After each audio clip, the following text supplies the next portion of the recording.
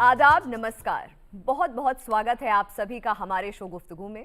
और आज हमारे साथ मौजूद हैं एक ऐसी शख्सियत जो पिछले 32 सालों से बॉलीवुड में लगातार काम कर रहे हैं। साथ ही इन्होंने अपनी बाकमाल अदाकारी से अपनी एक अलग पहचान कायम की है। गुफ्तगू में आज मुलाकात जाने माने एक्टर प्रोड्यूसर इमरान खान से। इमरान खान अदाकारी की दुनिया का वो चमकता सितारा जिन्हें फिल्म और टेलीविजन की दुनिया में बेहतरीन काम के लिए जाना और पहचाना जाता है। मुंबई में पले बड़े इमरान खान ने साल 1992 में फिल्म इंतहा प्यार की से बॉलीवुड में कदम रखा और साथ ही कई फिल्मों में बेहतरीन अदाकारी करते नजर आए, जिसके चलते कई बड़ी फिल्मों में इन्हें अच्छे रोल करने का मौका मिला।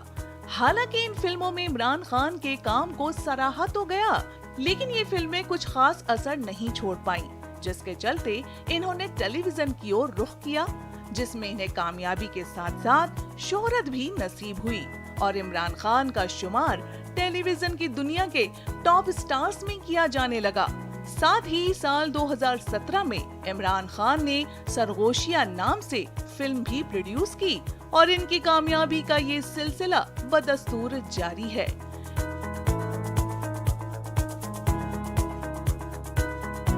इस बेहतरीन अदाकार के लिए ये कहना गलत ना होगा कि हिम्मत और जज्बे से इंसान अपना मकाम खुद हासिल कर सकता है। आपका गुफ्तगू में बहुत बहुत स्वागत है। बहुत बहुत शुक्रिया। 1992 में पहली फिल्म आपकी आई थी जी, जिसका नाम था इंतहा प्यार की, जिसमें उस वक्त के एक सुपरस्टार ऋषि कपूर थे, तो वो बहुत बड़े एक लेजेंड स्टार हैं। Of course. कैसे वो सफ़र तय हुआ, क्या यादें हैं उस सफ़र की, कैसे वो फिल्म मिली आपको? हम तो चिंटू जी कहते हैं जी। चिंटू जी का ही उसमें भी हाथ था। मैं तो इस इंडस्ट्री को बिलोंग नहीं करता हूँ। In fact apart from your question, एक छोटा सा इत्तेफाक ये है कि ज़िंदगी में अगर मैंने पहली बार किसी एक्टर को देखा यू नो इन पर्सन, जो उस वक्त एक बहुत बड़ा मैजिक होता है ना किसी बड़े एक्टर को देखना, मैं शायद 10-11 साल का होऊंगा। और फिल्म का नाम भी याद है, ज़माने को दिखाना है। तो उस फिल्म की शूटिंग पे हमारे फादर जो थे वो कादर साहब को जानते थे, कादर खान को, तो देखने का शौक़ था शूटिंग घर वालों को, बच्चों को। तो वो बोले कि ठीक है आ जाओ film city, and not knowing कि कादर भाई किससे मिला रहे Kadar Khan. And when we reach, me, my sister, my cousins, we all kids, when we reach film city, तो वो ऋषि कपूर की ही शूटिंग चल रही थी। कोई गाने का सीक्वेंस था, पद्मिनी कोल्हापुरी और ऋषि कपूर, और उन्होंने ऋषि कपूर से मिलाया उस वक्त। मतलब मैं तो छोटा था, तो इमेजिन कि इत्तेफाक ही है कि उनसे मिला और उसके 10-11 साल के बाद मैं उनके साथ कैमरा फेस कर रहा हूँ। Exactly. हाँ, तो ये फिल्म भी उसमें उनका बहुत बड़ा हाथ है। एक्चुअली ये सेम प्रोड्यूसर्स हैं जिन्होंने बीवी हो तो ऐसी बनाई थी, Crystal films. Same producer, same director, Sooraj Bhagat, Rekha ji title role, Farooq Shaikh, Bindu ji and Salman Khan, Kader Khan उसमें भी थे। एंड सलमान खान को इन्होंने इंट्रोड्यूस किया था बीवी हो तो ऐसी में as a second lead, Farooq Sheikh younger brother. तो उसके 2 साल के बाद ये अनाउंस हुई, तो ऋषि कपूर इनकी एक और फिल्म में भी काम कर रहे थे, Azaad Desh Ke Gulam, again Rekha ji in that, and Jackie Shroff and Rishi Kapoor, 2 heroes, same production house Crystal films. तो वो रिलीज पे थी या हुई और उन्होंने इंतहा प्यार की अनाउंस की। तो जो यंग हीरो का जो पार्ट था, it was a triangle love story, Rishi Kapoor heroine and another hero. Rishi Kapoor का सैक्रिफाइसिंग रोल था, तो जो रोमांटिक हीरो था, तो चिंटू जी सेट के उसी को ले लो, सलमान खान को, क्योंकि सलमान की मैंने प्यार किया हिट भी हो गई थी। दे सेड नहीं, we will introduce a boy. तो ऋषि कपूर वांटेड के सलमान को ले लो, बट ऋषि सेट के फिर किसको लोगे तुमको बताना पड़ेगा मुझे, बिकॉज उनकी हिना फिल्म रिलीज पे थी और उनकी और बड़ी बड़ी फिल्में उस वक्त, एक जूही चावला के साथ बड़ी हिट, बोल राधा बोल, तो Chintu ji was like at a peak that time. तो मेरा इन्होंने ऑडिशन लिया जो डायरेक्टर ने। हम तो मतलब कॉलेज से ही निकले थे, फोटोग्राफ ले लेके मिलते थे फिल्म प्रोड्यूसर से। वो एक अलग दौर था। हाँ, टीवी इतना शुरू नहीं हुआ था, एक दूरदर्शन था, हार्डली कुछ सीरियल्स बनते थे, ज़्यादातर दिल्ली में बनते थे। तो बॉम्बे में तो फिल्में ही बनती थी और बहुत कम फिल्में बनती थी, बाकी साउथ में बनती थी। तो अपना तो काम यही था। तो मेरा ऑडिशन लिया गया बाकायदा, डांस, एक्शन, ये सीन्स करके, ये वो। एंड वो ऑडिशन भेजा गया VHS टेप पे ऋषि कपूर को, and Chintu ji saw that audition and he approved of it. तो मुझे बड़ी खुशी हुई, सर ने हमने चिंटू जी को भी दिखाया and he says the boy is good, confidence है उसमें। And Neetu Kapoor apparently I believe उन्होंने भी वो ऑडिशन को देखा, तो काफ़ी हाथ चिंटू जी का है। फिर स्क्रीन शेयर करने मिला मुझे उनके साथ, सीन्स करने मिले, कुछ एक्शन सीन्स करने मिले। और मैं जब मेरी ज़रूरत होती भी नहीं थी ना, तब भी मैं सेट पे जाके बैठता था only to watch Chintu ji, specially for his songs. मतलब मैं समझता हूँ गाने, ठीक है, Shammi Kapoor is the ultimate, लेकिन उनके बाद अगर गाने कोई गा सकता है स्क्रीन पे so effortlessly with so much of style and so much of elegance, that is Rishi Kapoor, and I'm so fortunate I started my career with him. और एक और उसमें एक शख्सियत थे जिनको मैं बहुत रिगार्ड करता हूँ, और मैं बहुत फॉर्चुनेट हूँ कि मैंने कैमरा उनके सामने फेस किया। मेरा जो पहला शॉट था वो ऋषि कपूर के साथ नहीं था, वो प्राण साहब के साथ था। हीरोइन के फादर होते हैं, मैं उन लड़की का हाथ मांगने जाता हूँ, तो वो मेरा आगाज़ था इंडस्ट्री में। 20 साल की उम्र में मैं प्राण साहब के सामने कैमरा फेस कर रहा हूँ। सो दीज थिंग्स वो something like I treasure these things. ये बहुत मेरे करीब है और मुझे बहुत फ़ख्र होता है व्हेन आई से दीज थिंग्स के how I started my journey. मगर जब वो सब हो रहा था, जैसा आपने बोला कि फर्स्ट जो कैमरा था वो आपने शेयर किया प्राण साहब के साथ, तो जब ये सब चीज़ें हो रही थी तो उस वक्त क्या था मन में? क्योंकि वो एक फीलिंग, वो एक जो अंदर से जो एनर्जी होती है, और ज़्यादा उम्र नहीं थी आप, 21 साल के आप थे, यंग, और एक सेंस ऑफ अचीवमेंट, कैसा था वो? यार स्मृति, एक्चुअली क्या होता है ना कि छोटी उम्र में ना 20-21 अभी हम रियलाइज करते हैं कि हमने क्या किया, कौन थे वो लोग, ओ माय गॉड, मतलब यकीन नहीं आता है। बट वो जो एक एज होती है ना, वहाँ उसमें एक बड़ा झूठा सा एक ओवर कॉन्फिडेंस होता है आप में। हाँ। तभी तो आप इस लाइन में आते हो। मैं हंसी आती सोच के, मैं आईना देखता था, मुझे लगता था मैं आमिर खान से बेटर हूँ, मैं तो टॉम क्रूज से भी बेटर हूँ, ना टॉम क्रूज की वो टॉप गन और वो सब लगी थी। तो आईना आपको बड़ा झूठी झूठी बातें बताता है, तो आप बड़े कॉन्फिडेंस में रहते हो। So for me I didn't have that, sorry to say, वो कॉम्प्लेक्स या वो insecurity, though I was not a trained actor. I may be bad also in that movie if you see, but मेरे लिए ऐसा कुछ नहीं था, you know. I was like I'm a hero in that movie, ठीक है, प्राण साहब is there and I respect. आज रियलाइज होता, आज मतलब आने के भी 8-10 साल गुजरने के बाद भी ऐसा रियलाइजिंग, प्राण साहब थे मेरे सामने, प्राण साहब के साथ मैंने किया, जिन्होंने दिलीप साहब और राज कपूर और देवानंद ऐसे ऐसे लोगों को टक्कर दी है, बल्कि सीन्स ले भी गए उनके सामने से। If you see Madhumati and all these kind of film ले भी गए हैं सीन्स उनके सामने। तो हाँ, उस वक्त इतना भार नहीं था कि सामने ये है वो, ठीक है, बचपन के मेरे हीरोज़ हैं, मेरी आंख भर आती थी ऋषि कपूर के साथ। आई रिमेंबर जब आंखों में आंखें डाल के आई हैड टू से सम लाइंस एक्शन से पहले, तो my eyes were moist, you know, because it's like यार अभी पता है लोगों को अभी एहसास नहीं है ये OTT प्लेटफॉर्म और ये सब इंस्टा से कि एक स्टारिज्म क्या होती थी, सिल्वर स्क्रीन जो आप हो जाते थे कि हमने बचपन से इनको देखा। हाँ, सेल्यूलॉइड, उनको हमने काले ऑडिटोरियम में अंधेरे में देखा है, लार्जर देन लाइफ गाना गाते हुए, तो हम उसी उसमें बड़े हुए हैं। लोग सिक्के फेंक रहे हैं, उनकी एंट्री पे चिल्लाते थे लोग, लाइन लगती थी थिएटर के बाहर, lathi charge, we have seen that. So obviously तो when I am there with my childhood hero and looking in his eyes, तो सब निकल जाता है, ये ना आपका confidence. Yeah so I had moist eyes when the first time I gave my shot in front of, then he held me, क्या कर रहा है यार, ठीक है ना, अच्छा करेगा ऐसे, थैंक यू सर। तो काफ़ी मोटिवेट किया प्राण साहब ने, तो काफ़ी मुझे मोटिवेट किया। अच्छा, आपकी पैदाइश मुंबई की है, बचपन की कौन सी ऐसी यादें हैं जो आपको मुंबई शहर से अटैच रखती हैं? कितना अटैच हैं आप मुंबई से? बहुत ज़्यादा, बहुत ज़्यादा। मेरे लिए दुनिया जो है, मेरे लिए जो भी कायनात है यहाँ की, वो मुंबई ही है। मैं बॉम्बे ही कहता हूँ बिकॉज बचपन से ही मुंह में वही चढ़ा हुआ है, तो बहुत लेट मुंबई किया गया, बिकॉज उसके अलावा मैं कहीं रहा ही नहीं हूँ। I have only lived away for work और फॉर अ स्मॉल हॉलीडे। मैं कभी किसी और शहर में जाके, एक तो छोटी उम्र से इसी लाइन में आ गए, तो इस लाइन के अलावा कोई और काम ही नहीं किया, और ये लाइन का सारा काम बॉम्बे में ही होता है, मुंबई में ही होता है। तो बस यही, जब कनाडा भी गए तो 40 दिन के लिए गए, आगे दिल्ली शूट किया, आगे रानी खेत गए, आगे तो मेरे लिए दुनिया तो मुंबई है, मेरा जिम, मेरी कॉलेज, स्कूल, मेरे फ्रेंड्स, फेवरेट रेस्टोरेंट्स।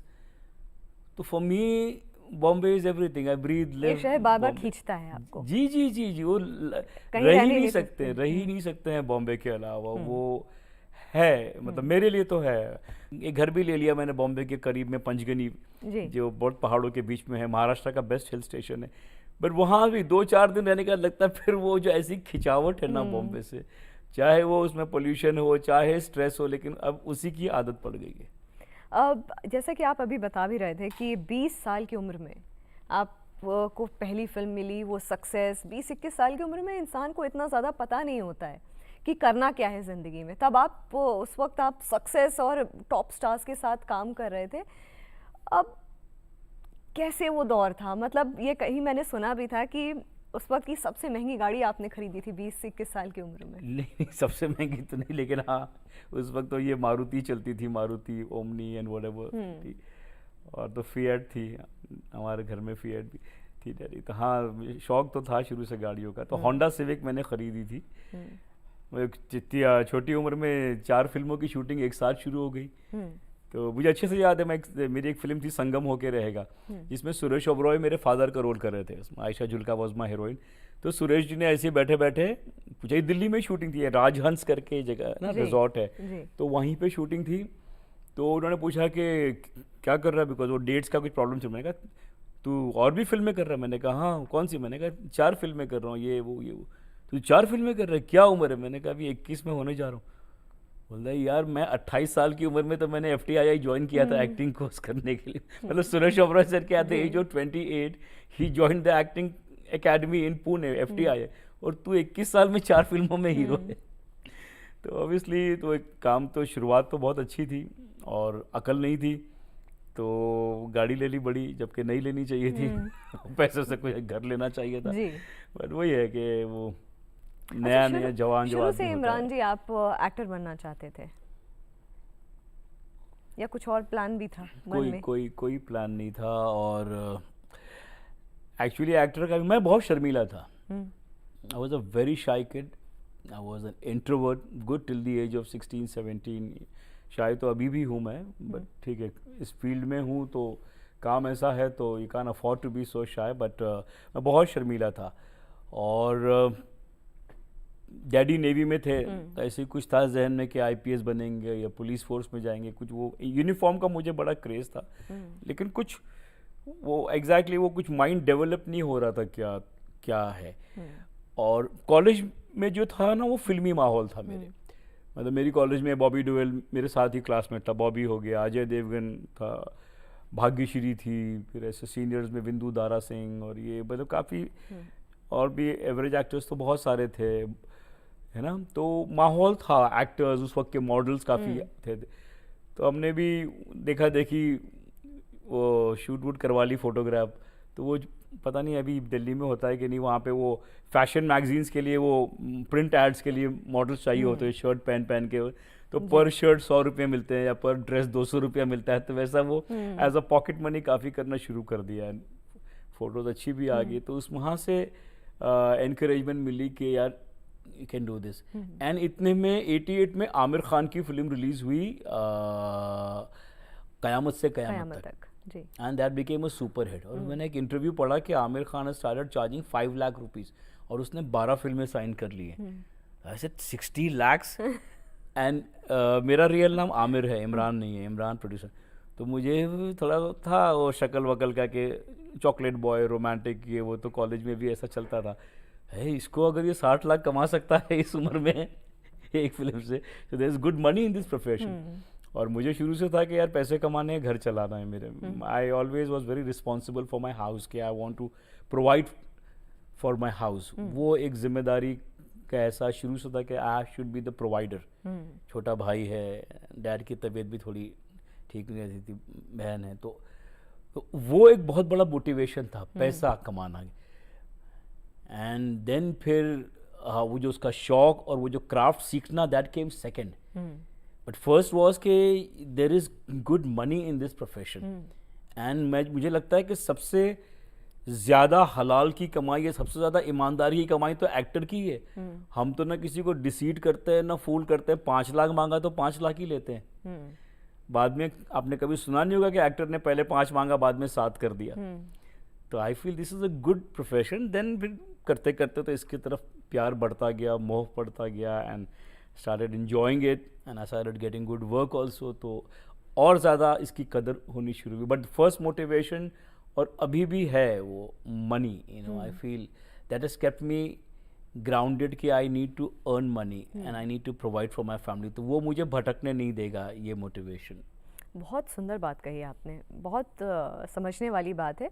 एक और बात आपने मेंशन करी कि आपके साथ आपके क्लास में अजय देवगन, भाग्यश्री और बॉबी देओल ऐसे उस वक्त के जो स्टार्स थे, अब स्टार्स बन गए। उस वक्त आपके कोई स्टार खाली नहीं बॉबी था जिसको था कि ये बनेगा, because Dharmjeet son and very good looking man, एकदम पिंक कॉम्प्लेक्शन, पजेरो अपना रेंज रोवर में आता था। तो ये था कि क्योंकि सनी लॉन्च हो गया था, सनी की बेताब ये, तो ये था ही कि sure shot. He was also very shy boy, but वो था कि बॉबी वॉज के ये तो लेकिन आपके फीचर्स बहुत ज़्यादा मिलते हैं। ये भी कहा गया इंडस्ट्री में कि you resemble him a lot. आप बहुत ज़्यादा उनसे, आपका फेस, आपकी शक्ल बहुत ज़्यादा मिलती है, फीचर्स मिलते हैं। कॉलेज में भी कहते थे, कितने लोग आते भी थे उस वक्त धर्म जी के बेटे को देखने के। यहाँ कैंटीन कॉमन होती थी एनएम कॉलेज और मिठी बाई की, तो ये मेरे पास भी आ जाते थे कि ये फोटो वोटो देखी होगी धर्म जी के साथ छपती थी स्क्रीन में। तो आई वुड से नहीं यार, मैं कोई बॉबी देओल नहीं हूँ। तो उस वक्त भी बाल वाल भी हमारे सेम थे, ऐसे ही कॉम्प्लेक्शन भी ऑलमोस्ट सेम था। He was just taller than me, is good 2 inches taller than me. But है वो बॉबी खुद भी बोलता है कि इनफैक्ट मेरा उससे पहले मेरी शुरुआत हो गई थी प्रोफेशन में। Then I became very famous on TV. तो मुझे अच्छे से याद है, I was doing a serial call Ajnabi. Danny Denzongpa producer भी थे, डायरेक्ट कर रहे थे। तो हम शिमला में शूट कर रहे थे और डैनी साहब बॉबी की शूटिंग करके आए थे। बॉबी की जो पहली फिल्म थी बरसात। तो डैनी साहब बोले कि यार वहाँ लोग उसके पास जा रहे थे पोपो पोपो बोल के। Popo was a character of mine in Tara serial.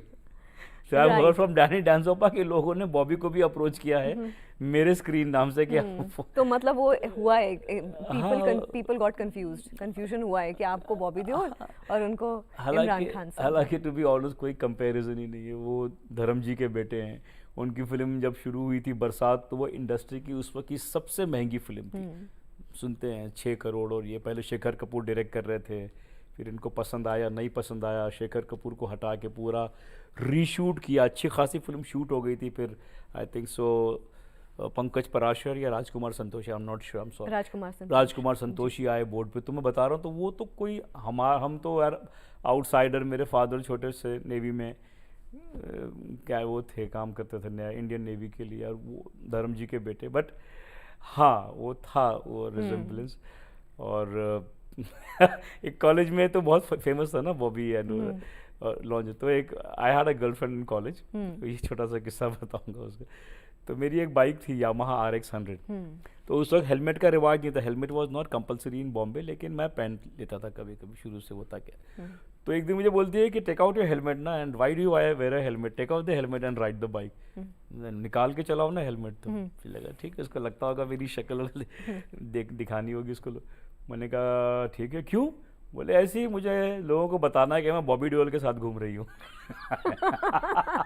ऐसे यार इतनी तो बेइज्जती मत कर। तो ऐसी भी चीज़ें होती थी। मगर आपने बॉबी देओल के साथ तो खैर आपके क्लासमेट रहे हैं, सनी देओल के साथ आपने फिल्म करी बिग ब्रदर।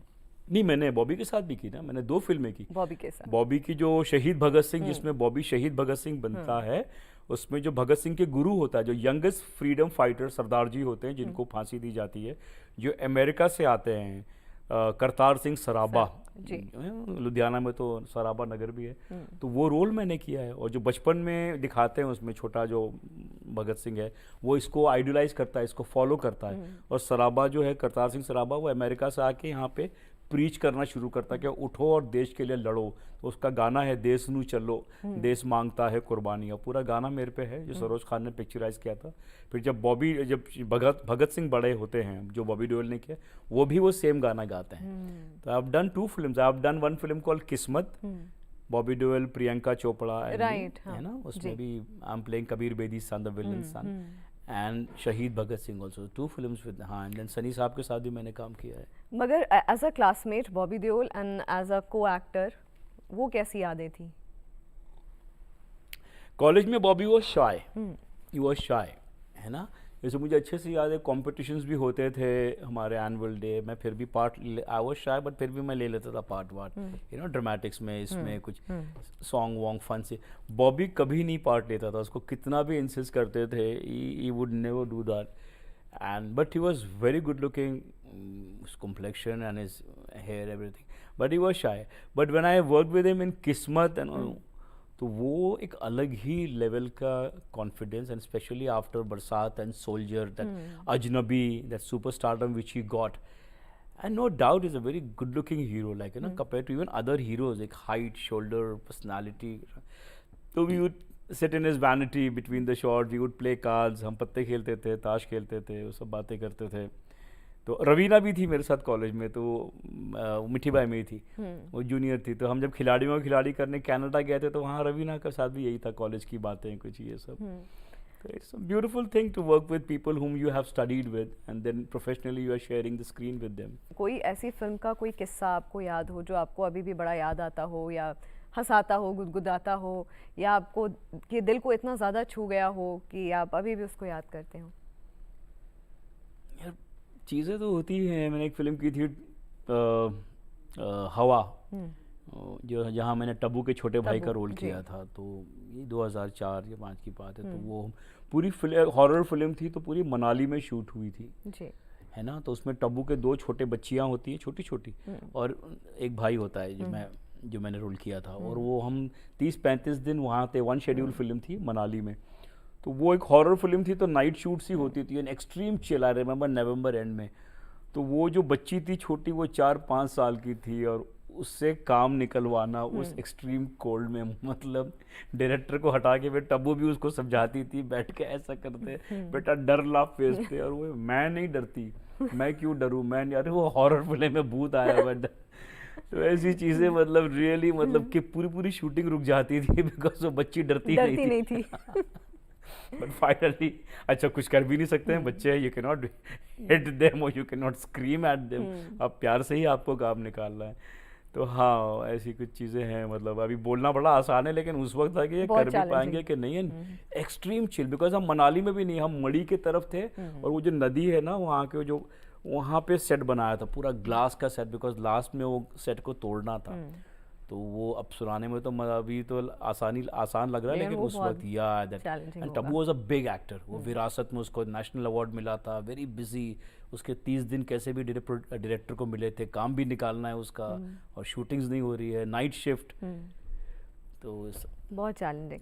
आपने इमरान बहुत सारी फिल्मों में काम किया, बड़े बड़े स्टार्स के साथ काम किया, और बहुत जल्दी सक्सेस को छू लिया, लेकिन क्या वजह है कि आपकी फिल्में उतनी नहीं चल पाई, और क्यों आपने टेलीविज़न का रुख किया? क्या यही रीज़न था? अरे वो तो फिल्में मेरी कंप्लीट होके रिलीज़ नहीं हुई। इंतहा प्यार की तो रिलीज़ हो गई, लेकिन वो बड़ी डिज़ास्टर हो गई, वो नहीं चल पाई फॉर वॉट एवर रीज़न। यहाँ पे कोई रीज़न नहीं है कोई चीज़ का, कोई चीज़ चल जाती है, उसके पीछे भी कोई बड़ा रीज़न नहीं होता। कितनी अच्छी चीज़ें नहीं, स्वदेश जैसी फिल्म नहीं चली ना शाहरुख की, one of the best work of Shahrukh Khan, जो मतलब 10 में से 6 लोग बोलेंगे कि अब नहीं चली। अनिल कपूर की लम्हे नहीं चली, one of the best work of Anil Kapoor and Sridevi, even Yash Chopra के भी तो कुछ रीज़न नहीं होता। हाँ, लेकिन ये है कि नहीं चली। और बाकी जो कंप्लीट थी, मोहब्बतों का सफ़र, करमवीर, संगम होके रहेगा, वो रिलीज़ नहीं हो रही है। तो उसमें तो मैं सोलो हीरो था, यहाँ तो फिर भी ऋषि कपूर साहब थे रिलीज। और जैसे कि पहले मैंने कहा कि घर तो चलाना है, तो फिर 93 में टेलीविज़न, सैटेलाइट टेलीविज़न शुरू हुआ, जो ज़्यादातर बॉम्बे बेस्ड था, अनलाइक डीडी।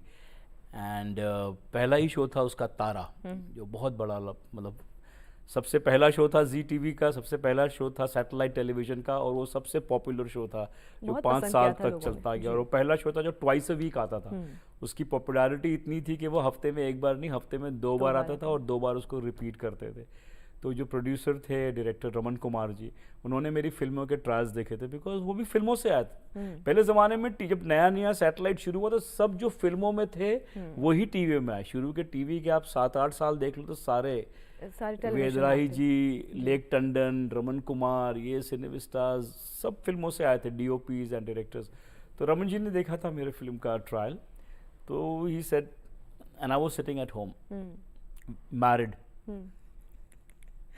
बेरोजगार और शादीशुदा, तो डबल वैमी। तो मैंने कहा बोले कर ले बेटा, अभी बहुत, अभी यही सब फ्यूचर है।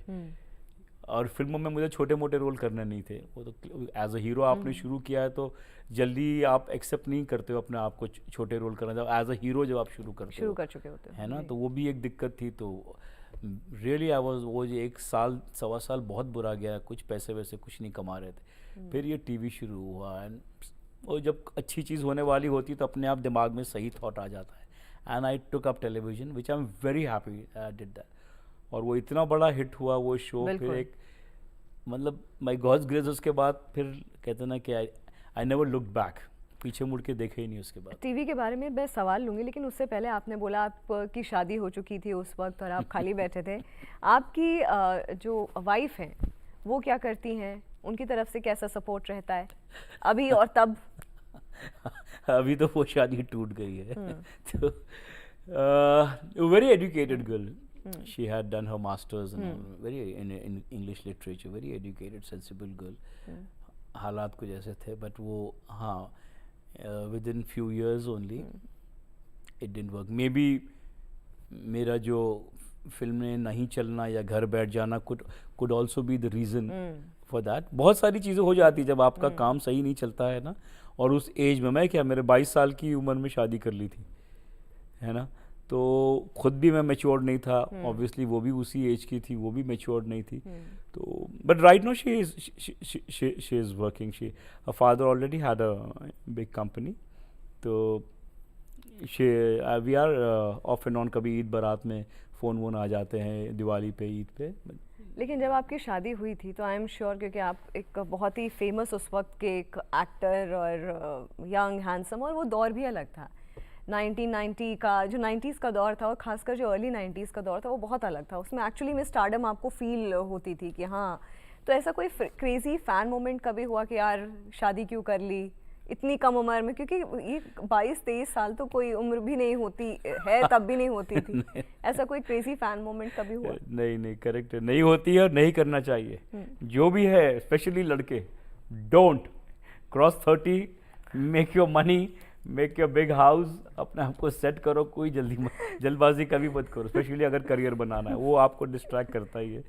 तो मतलब ऐसा कुछ नहीं, मतलब आई डोंट नो, ऐसा ना कि शादी की और शादी के बाद मेरी पहली फिल्म रिलीज नहीं हुई थी। I remember I got married in March 92 and 95 में रिलीज हुई। तो मेरे प्रोड्यूसर डायरेक्टर तो पहले अगेंस्ट थे, उनको कुछ भनक थी कि इसका कुछ चल रहा है, शादी वादी नहीं करना, ये वो। और मैं थोड़ा सा बहुत इम्पल्सिव टाइप का था उस वक्त, एंड तो उनको बताया भी नहीं, इसलिए शुरू में ज़रा छुपा के रखा हमने। तो ऐसा वो मोमेंट आया नहीं, बिकॉज छुपा के रखा। तो जब रिलीज़ हो गई, जैसा मैंने आपको बताया, वो फिल्म फ्लॉप हो गई, बहुत बुरी तरह फ्लॉप हुई, तो कुछ वो बात बनी ही नहीं आगे। And I was sitting at home after marriage, मतलब फॉर एटलीस्ट 1 ईयर कुछ नहीं, खाली जिमिंग करते थे, जिम करो, और जो प्रोड्यूसर्स से मिलना होता था उनसे मिलो, बट वो भी जो पहले वादे करते थे कि हम करेंगे साथ में काम, I don't want to name them, but because वो फिल्म फ्लॉप हो गई तो nobody wants to work with you, है ना। और इतने न्यूकमर्स इंट्रोड्यूस हो रहे थे, इतने, मुझे अच्छे से याद है कि एक जर्नलिस्ट, एक मैगजीन थी, I don't know star and style कौन सी थी, उसमें एक इंटरव्यू आया था, द खान फेस्टिवल, जिसमें 7 खान इंट्रोड्यूस हो रहे थे, can even name them. Khan festival के एक अजीत साहब का बेटा अरबाज खान, शाहरुख खान, सलमान खान, मी इमरान खान, शाहबाज खान, अय्यूब खान, और शायद एक और कोई था, सैफ अली खान। सैफ का तो नाम लिया ना, सैफ अली खान। तो 7 खान्स को उसने फोटो सबके हमको बुलाया, फोटो शूट करा के, and the article was called as the Khan festival. तो सोचो कितने लोग इंट्रोड्यूस हो रहे थे कि 7 तो खाली खान इंट्रोड्यूस हो रहे थे, और बाकी भी एक रोहित कुमार करके है, मोहन कुमार के बेटे रोहित कुमार, प्राणलाल मेहता का बेटा जय मेहता, ये वो सब प्रोड्यूसर्स के बच्चे। तो एक बाढ़ आई थी। तो अगर एक आदमी जिसकी फिल्म इतनी बुरी तरह फ्लॉप हो गई, जिसका इंडस्ट्री में कोई गॉडफादर नहीं है, why would anybody take the person, and that too as a hero? तो वो एक था, I passed that, it was a very bad time, that one and a half year. लेकिन बात करते हैं आपके टेलीविजन के सफ़र की। टेलीविजन का सफ़र आपका बहुत सक्सेसफुल रहा, करीबन 100 से ज़्यादा, मोर देन 100 सीरियल्स आप कर चुके हैं। एक बहुत बड़ा नाम आप टेलीविज़न इंडस्ट्री में हैं, लोग आपको जानते हैं, बहुत सक्सेसफुल आपने सीरियल्स किए हैं। उस जर्नी के बारे में बताइए, वो जर्नी कितनी खूबसूरत रही जब आपने टेलीविज़न का रुख किया, और जैसा आपने बोला तारा पहला सीरियल था, पीपल विद ओपन आर्म्स, खुली बाहों से आपको लोगों ने वेलकम किया। Sure. No doubt about it. I'm very thankful to God and to the audience. Definitely welcome किया, और अनफॉर्चुनेटली उस ज़माने में ये सब चीज़ें नहीं थी जो अभी है। ये कॉन्ट्रैक्ट सिस्टम, ये लॉयर्स, कंपनियों ने लॉयर्स हायर कर लिए हैं, अपने कॉन्ट्रैक्ट में ले लेते हैं। आप डेट्स आपकी या bounded, you don't have dates in your hand. तो वो सब चीज़ें नहीं थी। तो तारा जो इतना पॉपुलर होने के बावजूद, I was doing 4-5 serials simultaneously. Daniel Denzongpa का अजनबी भी उसी वक्त शुरू हो गया। फिर एक जिनका जो तारक मेहता बना रहे हैं नीला टेलीफिल्म, उनका पहला शो कभी ये कभी वो, टिकू तलसानिया, मैं, अंजू महेंद्र, वो शुरू हो गया। फिर परंपरा ही जी का सीरियल बहुत पॉपुलर था, वो शुरू हो गया। फिर जी का एक दुबई बेस्ड शो था दास्तान, आशीष विद्यार्थी, परमीत सेठी, हम हर दूसरे महीने दुबई जाते थे 15-20 दिन के लिए उसको शूट करने। तो ये पैरेलल एक साथ करियर के स्टार्ट में ही एंड ये सारे शोज 4-4, 5-5, अजनबी रैन फॉर 4 years, परंपरा रैन फॉर 4 years, तारा 4-5 साल चला। तो ये सब एक के may be something was waiting for me on the small screen. आपने एक चीज़ बहुत इंटरेस्टिंग बोली, कहा जब आपको सक्सेस मिलनी होती है किसी चीज़ में, तो आपको रीडायरेक्ट कर देती है लाइफ। करेक्ट है। तो आपको रीडायरेक्ट करके, आई थिंक जहाँ पे आपको इतना सक्सेस मिला, लोगों का प्यार मिला, एंड एक अलग आइडेंटिटी मिली।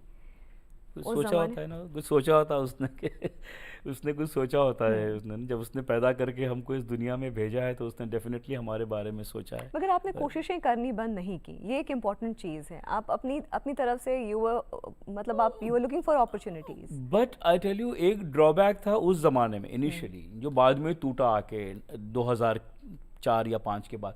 एक बार आप टीवी पे आ गए ना, फिर फिल्मों के लिए एकदम नो एंट्री हो जाती थी, specially in the lead characters.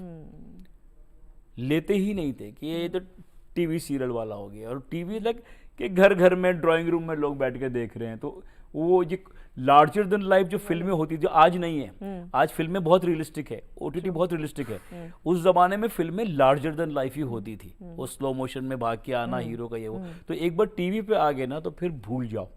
जो बाद में ये टूटा विद सुशांत सिंह राजपूत और ये जो भी है ना, यू कैन से शाहरुख ने भी टीवी में, बट शाहरुख का TV was not the satellite TV जो डेली सोप रोज नहीं आना था। कभी एक दूसरा केबल आया, फिर कुछ टाइम के बाद शायद वो फौजी आया, बट वो इतना ज़्यादा। अच्छा, पहले अभी मिर्ज़ा गालिब जो इतना बड़ा सीरियल है ना, नसीर साहब का, बोलने को कितना बड़ा, आज भी लोग याद, कितने एपिसोड है, 13 एपिसोड है या 17 एपिसोड है, ऐसे ही। तो पहले ऐसे ही थे, 13, 17, 24, 20। तो इतनी हैवी इमेज नहीं बनती थी। ये जैसे तारा टाइप के सीरियल जो 5-5 साल चले और पता नहीं कितने 100,000 एपिसोड चले, वहाँ फंस जाते थे फिर टेलीविजन एक्टर्स। तो हम लोग वहाँ फंस गए कि अगर चाहते हुए भी फिल्मों में कम बैक नहीं कर पाए। फिर जो किए भी, तो फिर कैरेक्टर रोल्स किए।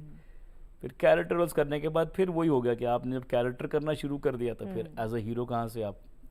लेकिन मुझे ऐसा लगता है इमरान कि एक अलग नीश अपने लिए बनाना, एक जगह बनाना, वो बहुत ज़रूरी होता है। जिस तरह से आपने अपने लिए एक जगह बनाई, खासकर टेलीविज़न की दुनिया में, वो वाकई में काबिल तारीफ़ है। अलग अलग कैरेक्टर्स आपने अटेम्प्ट किए, और चाहे विलन का कैरेक्टर हो, चाहे मेन स्ट्रीम का कैरेक्टर हो, अलग अलग कैरेक्टर को, और आपने बहुत शिद्दत से जस्टिफाई किया अपने कैरेक्टर्स को, जिसकी वजह से लोगों के मन में आपके लिए एक प्यार है, एक आपकी अलग आइडेंटिटी है।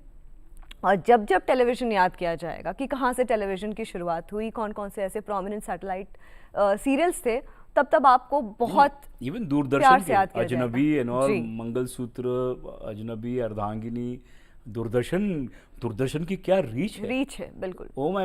I remember sitting in Kashmir shooting for अजनबी with Danny Danzoppa and Danny Danzoppa बोलते हैं कि यार मैंने इतनी फिल्में की, टाइटल रोल कर रहे थे ना, इतनी फिल्में की हैं, लेकिन जो मुझे पॉपुलैरिटी ये अजनबी से मिल रही है, दूरदर्शन से, ये मैंने सोची भी नहीं थी।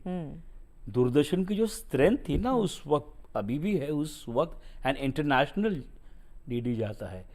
तो और I was just fortunate to get this. Ajnabi में I played a Kashmiri terrorist जिसको अपने कश्मीर को आज़ादी दिलानी है, जिसका बाप मिलिट्री में है, भाई मिलिट्री में है, लेकिन इसको वो जुनून है कि मैं अपने कश्मीर को आज़ाद दिलाऊंगा। तो ऐसे कैरेक्टर्स उस एज में, and to be directed by people like Danny Denzongpa, वो डायरेक्ट करते थे हमको वहाँ आउटडोर में। तो फॉर्चुनेट चीज़ें होती गई, अच्छे लोग जुड़ते गए, and definitely as I said कि मैंने इसके अलावा कोई काम ही नहीं किया, और अभी भी यही है, और आगे भी मैं कभी सोचूंगा भी नहीं और कोई काम करने के लिए। इसीलिए मैं बहुत दिलो जान से करता हूँ कि मुझे प्लान बी चाहिए ही नहीं, कभी रखा ही नहीं मैंने कि यार ये नहीं तो मैं ये प्लान बी रखा ही नहीं है, ना रखूँगा कभी, क्योंकि मुझे पता है मेरे लाइन में बहुत कुछ है, अभी भी बहुत कुछ है। क्योंकि तो मैं तो अपने आप के बारे में कहता हूँ कि और कितनी उड़ान बाकी है, इस परिंदे में बहुत जान बाकी है, और कितनी उड़ान बाकी है, इस परिंदे में बहुत जान बाकी है, अभी तो नापी है मुट्ठी भर ज़मीं हमने, अभी तो सारा आसमान बाकी है। वाह।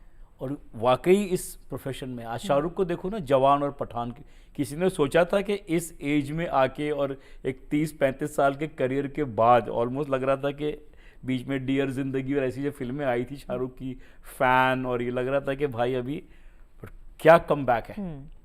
ये इस लाइन की ही इसका ही मजा है ना कि ऐसा कमबैक हो जाता है। टब्बू का क्या कमबैक हुआ है, अभी हीरा मंडी हिट होने के बाद मनीषा कोइराला का क्या कमबैक हुआ है। भूल गए थे ना काफी लोग इस जनरेशन के, वो भूल गए थे कि कोई मनीषा कोइराला नाम की कोई हीरोइन भी थी। But look at the comeback with Heera Mandi, लोग दंग रह गए, अरे कौन है, क्या काम कर रही। Same way with Tabu with the OTT platform, है ना। तो ये इस लाइन की ब्यूटी है, यू नो। मगर इमरान, आप कितना मानते हैं इस बात को कि इस इंडस्ट्री में समय के साथ इवॉल्व होना बहुत ज़रूरी है? बहुत ज़रूरी है। जैसे आप प्रोड्यूसर हैं, डायरेक्टर भी हैं, तो वो इवोल्यूशन की मैं बात कर रही हूँ। नहीं, ये तो बिकॉज हम इस टाइम को रिप्रेजेंट कर रहे हैं ना, फिल्में तो इस टाइम को दर्शाती हैं। तो आपको तो इस टाइम में आना पड़ेगा ना, इवॉल्व तो होना पड़ेगा। तो वो तो बहुत ज़रूरी है। इसीलिए वही लोग जो इवॉल्व होते गए, अपने आप को मैच करते गए हर दौर में उसके पेस के साथ, वही सरवाइव कर पाए। सर्वाइवल बहुत मुश्किल है, सर्वाइवल इज़ वेरी डिफ़िकल्ट। आपको इनिशियल सक्सेस मिल जाती है, इनिशियल काम मिल जाता है, लेकिन and to survive you have to keep on. And इतने चेंजेस आए हैं, मैं क्या बताऊं आपको, इतने चेंजेस आए हैं। मैंने तो बताया ना कि पहले तो एक साइन भी नहीं होता था। Everything was a trust of, you know, trust your words. Imran तू ये कर रहा है और ये शूटिंग पे आना है, ये हाँ सर मैं कर रहा हूँ, ये मतलब अभी तो इस लाइक हर चीज़ के लिए 5-5, 6-6 डिपार्टमेंट से, head of production, assistant production, ये creative head, assistant creative head, ये वो हर डिपार्टमेंट के 6-6 लोग हैं, हर जगह लॉयर्स इन्वॉल्व है, हर जगह कॉन्ट्रैक्ट्स हैं, फेथ नहीं है एक दूसरे के ऊपर। एंड अभी के जो लोग शुरू किए लास्ट 8-10 साल में, उनके लिए तो यही इंडस्ट्री है। लेकिन जिन्होंने वो इंडस्ट्री देखी है जहाँ एक कहते हैं ना रियल के एक फैमिली फीलिंग थी, एक दूसरे पे एतमाद था, एक दूसरे पे भरोसा था, अभी कुछ नहीं है, बड़ा कट थ्रोट सा है। कितने सीरियल शुरू हो जाते हैं, हम काम करते हैं, बंद हो जाते हैं, प्रोड्यूसर से हमारी मुलाकात ही नहीं होती है। उनके जो स्टाफ है, हेड ऑफ प्रोडक्शन, उनके लॉयर्स जो है वो कॉन्ट्रैक्ट साइन करवाते हैं, सेट पे HOP रहता है, सेट पे क्रिएटिव रहती है, उससे हम ब्रीफ लेते हैं। एक एक शो में 8-8, 10-10 डायरेक्टर्स होते हैं, ये डायरेक्टर नहीं, वो डायरेक्टर नहीं, ये डायरेक्टर, मतलब एक मशीन की तरह काम चलता है। स्टोरी लाइन भी ऐसी है, शुरू कहाँ से हुई, बिकॉज आप ये बोल ही नहीं सकते वहाँ के यार मेरा कैरेक्टर तो ऐसा था, नहीं, वो कैरेक्टर जहाँ TRP गिरती है या हर हफ्ते जो TRP चेंज होती है, स्टोरी लाइन चेंज हो जाती है। So if you can match up to that pace, it disturbs you also कि यार मेरा तो कैरेक्टर ये था ही नहीं, मैं ये कैसे, तो नहीं, वो हुज्जत करने का, वो आर्ग्यू करने का मौका ही नहीं है ना टाइम है, और अगर आपकी मेंटालिटी ऐसी है तो आपको इस लाइन में अभी आना ही नहीं चाहिए। आप थिएटर करो, कुछ करो, but if you want to do television और दिस काइंड ऑफ वर्क, तो you have to keep up to the pace. अभी एक्टिंग पैटर्न चेंज हो गया। अगर आप ओटीटी की कास्टिंग कितनी चेंज हो गई, आज कितनी रियलिस्टिक कास्टिंग हो रही है, specially in OTT, even ad films में। पहले तो एक बड़ा वो था ना, एक मीटर बांध के रखा था कि वो ऐसा गोरा चिट्टा होगा, लंबा होगा, ये पर्सनालिटी। विलन्स की पर्सनालिटी कितनी अच्छी अच्छी होती है, फिर see Prem Chopra and all these people, like you know, खूबसूरत विलन्स होते थे सर। आज एकदम रियलिस्टिक हीरो भी होगा, वो भी एकदम रियलिस्टिक, चाहे वो 5 फुट 4 इंच का क्यों नहीं हो, लेकिन वो मेन हीरो होगा, बिकॉज वो कैरेक्टर वैसा ही उनको चाहिए। So times have changed, and if you want to work like in Rome, do as the Romans do, you have to follow the norm, which is what is happening right now. मगर OTT के आने से आपको लगता है चीज़ें आसान हुई हैं इंडस्ट्री में? कहाँ आसान हुई है? अब बॉम्बे आइए, कॉफ़ी शॉप्स में इसमें पड़े हुए हैं लोग। ये जो मैं बोल रहा हूँ ना कि बड़ा नॉर्मल सा हो गया है कैरेक्टराइजेशन किसी को भी। तो पहले क्या था कि जिनको लगता था कि हमारी अच्छी पर्सनालिटी है या हमारी आवाज़ में बहुत बेस है या कुछ है, वो आते थे। अभी तो चाहिए ही नहीं, अभी तो बहुत रियलिस्टिक चाहिए। पहले एक आवाज़, बिकॉज अमिताभ बच्चन के आने के बाद से एक आवाज़ का दौर आया कि आवाज़ ऐसी चाहिए, तलफ़ुज़, लैंग्वेज, उर्दूदा, अभी कुछ नहीं, अभी लैंग्वेज की कोई इंपॉर्टेंस ही नहीं, अभी सिर्फ रियलिस्टिक।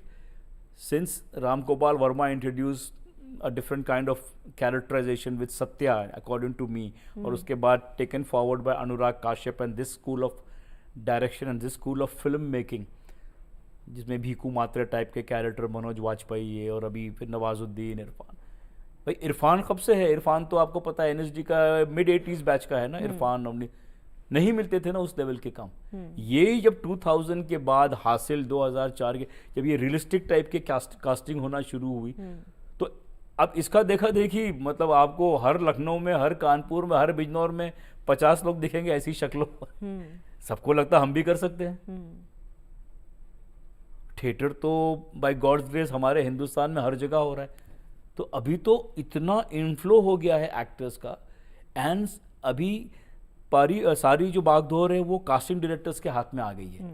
पहले डायरेक्टर्स कास्टिंग करते थे, अब कास्टिंग डायरेक्टर्स छोटे छोटे शहरों में जाके कास्टिंग कर रहे हैं। चंडीगढ़ जाके कर रहे हैं, उदयपुर जाके कर रहे हैं, लखनऊ में तो कितनी कास्टिंग्स हो रही हैं। तो बॉम्बे में एज इट इज जो बच्चे आ गए हैं ऑलरेडी, इतने हज़ारों लाखों लोग बॉम्बे में ऑलरेडी स्ट्रगल कर रहे हैं, प्लस आप जाके न्यू टैलेंट या न्यू फेसेस और समथिंग नॉवेल्टी या अपने कॉन्ट्रैक्ट में लेने के चक्कर में कास्टिंग डायरेक्टर्स की ऑफिसेज आ गई हर शहर में, वहाँ से ला रहे हैं। मुझे तो ये कुछ थोड़ा सा ये एक बड़ा अफरा तफरी का दौर है। लग रहा है कि इतने OTT सीरियल में काम हो रहा है, बट उससे 4 गुना ज़्यादा एक्टर्स बेचारे आ गए हैं, इसीलिए काम मिलना शायद आसान हो जाता है, but to sustain is become very difficult. आपने प्रोडक्शन और डायरेक्शन में भी आप बहुत एक्टिव हैं, सक्रिय हैं। कैसे प्रोडक्शन का सोचा, कैसे आपने डायरेक्शन का सोचा? यार प्रोडक्शन का तो बहुत मुझे कीड़ा था ना, वो कीड़ा है मुझे प्रोडक्शन। मुझे अच्छा लगता है लोगों को जमा करना, जो अपने जहन से कोई एक सब्जेक्ट है उसको डेवलप करना, राइटर्स को बिठाना, कभी कभी डायरेक्टर्स को हायर करना या खुद कर लेना। एंड क्योंकि मेरे डैडी भी बिजनेस फैमिली के नहीं थे, कोई बिजनेस था नहीं हमारा, लेकिन एक दिमाग में शुरू से था अबाउट प्रोडक्शन। तो एंड फॉर्चुनेटली 2000 में जी ने अपना उर्दू चैनल शुरू किया UTN। तो विवेक अग्निहोत्री जिन्होंने कश्मीर फाइल्स बनाई ना, तो वो उसने एक सीरियल बनाया था, मुस्लिम सोशल था, विवेक अग्निहोत्री का, पल्लवी जोशी एंड विवेक का, I tell you the name, I say नाम था। तो anyway I was the hero of that show. तो उसकी लॉन्च पार्टी में द प्रोग्रामिंग हेड सेड कि we want to give you another show, but वो इतने मामूली बजट के होते तो उर्दू का था। तो मैंने कहा यार इसमें ही विवेक मुझे इतना कम पैसे दे रहा है, तो मैं तो बोली we want you in that Imran, हमारी उर्दू और ये वो सब। तो मैंने कहा फिर मेरे पास एक सब्जेक्ट है, मैंने एक सब्जेक्ट स्टोरी आइडिया थी नाखुदा।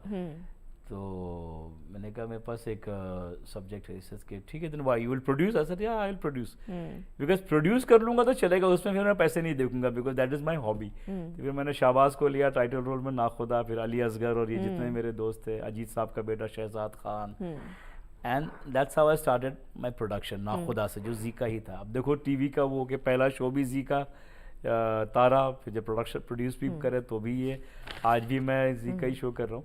तो वहाँ से शुरू हुआ, फिर एड्स बनानी शुरू की, और उसके बाद मुझे एक फीचर फिल्म का बड़ा शौक था कि थिएटर तक के कैसे लेके आते हैं फिल्में, क्योंकि शुरुआत तो फिल्मों से की थी।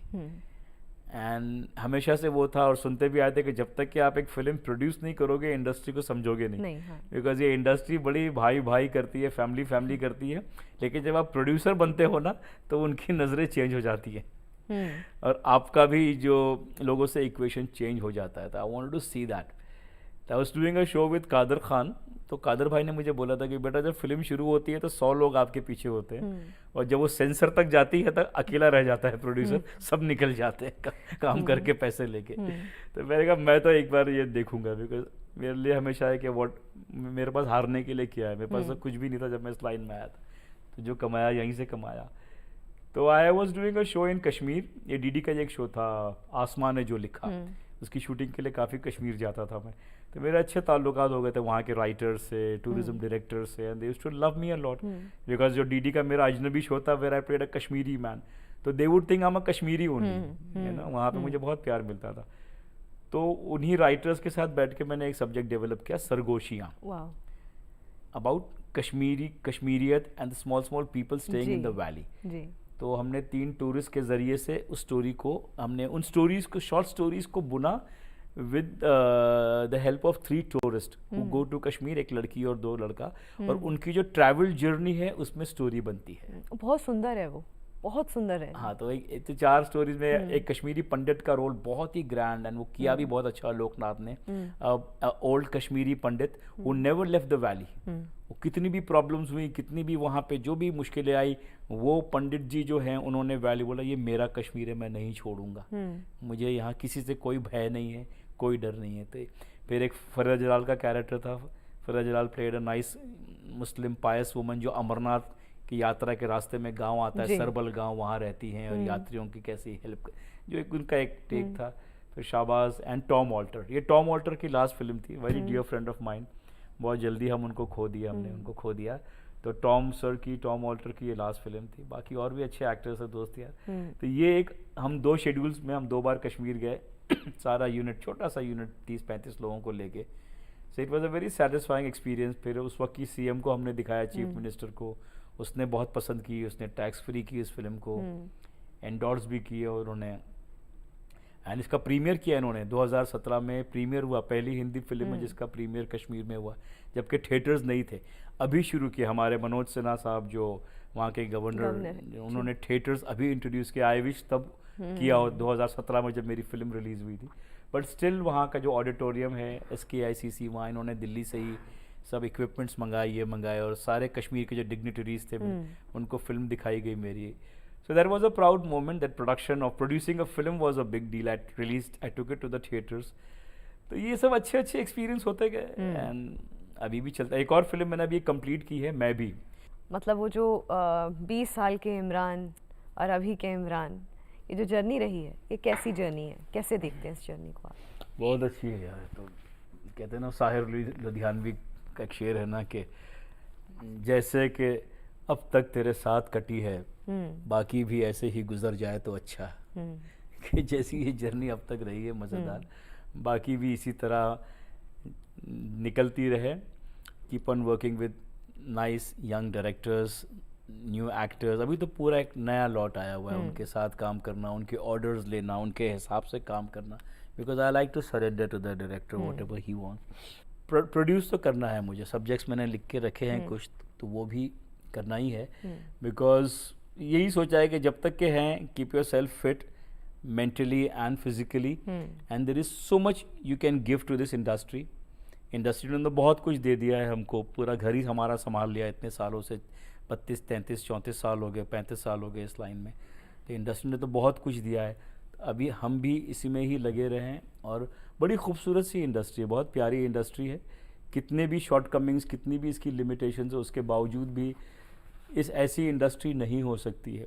वेदर यू से इट अ नेशनल इंटीग्रेशन और अ क्रिएटिव फील्ड, बहुत पढ़े लिखे लोग भी हैं और उसी के साथ साथ बहुत ज़मीन के लोग हैं जिनको शायद कलम यूज़ करना भी नहीं आती है, बट वो भी सक्सेसफुल हैं और वो सब साथ में मिलके काम करते हैं। अलग अलग धर्म के, अलग अलग जाति के, अलग अलग सेगमेंट से आए हुए लोग, and we all work together, and whatever we do it for the audience, and the way they react to it, at times they shower lot of love to us, at times they are little crude, तो वो दोनों चीज़ें होती हैं, but मज़ेदार है ये चीज़। अभी कौन से आपके फ्यूचर प्रोजेक्ट्स चल रहे हैं इमरान? अभी एक फिल्म कंप्लीट की है, प्यार इश्क और पोजेशन, वो रिलीज़ पे है। कुमकुम भाग्य तो ऑलरेडी चल रहा है। अभी एक कंप्लीट की, एक और कंप्लीट हुई थी, वो अमेजॉन प्राइम पे आई है film, dimming shadows, again a very sensitive subject about a doctor जो डिमेंशिया के पेशेंट्स को ट्रीट करता है, which I am playing the doctor. तो वो अभी हाल ही में रिलीज़ हुई है। बट डेली सोप इस वक्त तो काफ़ी I am just tied up with that. फिर इवेंट्स होते रहते हैं, मुझे थिएटर फिर से करना है, वो मेरे जहन में है। I enjoy doing theatre, I want to do it again, और आई फील बहुत कुछ है करने के लिए, एंड जारी है, जर्नी इज़ ऑन। आपने अपने जो करियर में जिन एक्टर्स और एक्ट्रेसेस के साथ काम किया, आपके फेवरेट एक्टर और एक्ट्रेसेस, अगर आप आज गुफ्तगू के इस प्लेटफॉर्म से आप बोलना चाहें कि कौन से आपके ऐसे एक्टर और एक्ट्रेस फेवरेट है, या जिनके साथ आप काम करना चाहते हैं? यार, दो लड़कियों को तो मैं ज़रूर मेंशन करूँगा, Kareena Kapoor and Abu, believe me, मतलब। और जब दोनों के साथ जब मैंने काम किया, करीना के साथ हीरोइन फिल्म में एंड टाबू के साथ, ऐसे पीक पे थे। करीना तो अभी भी she is doing well, so is Abu, but उस वक्त वो एज अ हीरोइन पीक पे थे, and I had a very different idea about them, like you no, because हम तो टीवी करते थे कि टीवी एक्टर हैं वो तो, but I was so flowed bye there conduct on the sets, like you no. और हमको तो वही देखना ना, आप प्रोड्यूसर के साथ जब साइन करने से पहले आप क्या टैंट्रम्स दिखाते हो, नहीं दिखाता हो। हमारे लिए तो your approach on the set, like you know, how you approach the character and the वो superb, from reading to rehearsals, so it was and so natural, both of them. आपको लगेगा ही नहीं कि ये डायलॉग बोल रहे हैं या एक्टिंग कर रहे हैं वो। और फिर as an said, like, and I was very fortunate to work with most of my childhood heroes, from Amitabh Bachchan sahab to Vinod Khanna, Rishi Kapoor, Dharmendra, Rajendra Kumar. Dharam ji के साथ तो मैं तो मतलब धर्मेंद्र तो मेरे बचपन का ऑल टाइम फेवरेट, मतलब मेरा गांव मेरा देश, शोले, धर्मवीर। आज गुफ्तगू के इस प्लेटफॉर्म से आप कौन कौन से ऐसे लोग अपनी आपकी जो लाइफ जर्नी में अभी तक रहे हैं, उनको आप याद करेंगे? एक थोड़ा सा ऑफ द ये बताऊंगा मैं बात, एक कश्मीरी पंडित हु इज़ अ होटेलियर इन कश्मीर। मैं तो वहाँ पे नया था, मैं तो खाली शूट करने गया था अपना डीडी का, दूरदर्शन का शो। तो जब फिल्म प्लान किया तो I narrated the story to him, because I was staying in his hotel when I was shooting. वो पता नहीं, वो एक फरिश्ता था मेरे लिए। उसका इतना सपोर्ट मुझे मिला from my whole unit, going there, staying, eating, and then he was very connected, so wherever I have to shoot, he knew the local people, he knew the local MLAs, he said, Imran भाई कहीं पे भी आप फंसो, कुछ भी decision लेने से पहले एक फ़ोन मुझे ज़रूर करना, maybe I can help you, he would use such word, what a gentleman. And we just lost him last few months back, I lost him, he died in his late 50s.